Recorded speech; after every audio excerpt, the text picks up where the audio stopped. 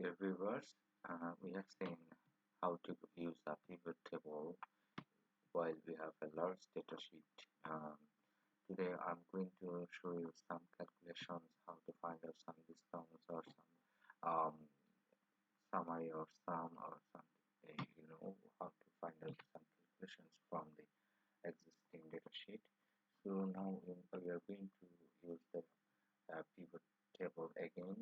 Press on the insert and click on the pivot table, then press OK.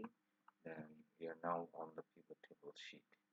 So as in the previous videos we know that how many uh, heads we have. So if we click and drag down to the row levels, the branch, we can see the branch we have already we have 7 brands, and if we want to calculate how much discounted price we have, then you can click and drag to the initial price to the values and the offered price or final price by the company.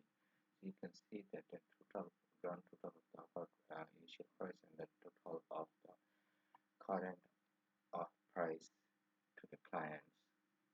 So if we want to see how much discount we are going to get, then you can easily find out from here. So that you can click in the ribbon, you can see we have a tab or icon name fields items and tags. If you click here, and you can see there are a lot of things. If you click in the calculated field, then you can, there's a pop-out image which name is insert calculated field. So in the name, I'm going to change the name to discount, and in the formula I'm going to change because I want to know how much discounted price I'm going to get. So here we know from the initial price I'm going to select the MRSP, then click on insert field, then press the minus button, then again click on the offer price and then click insert field.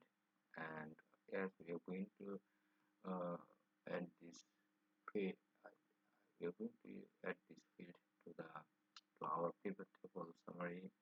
We need to add this and press OK.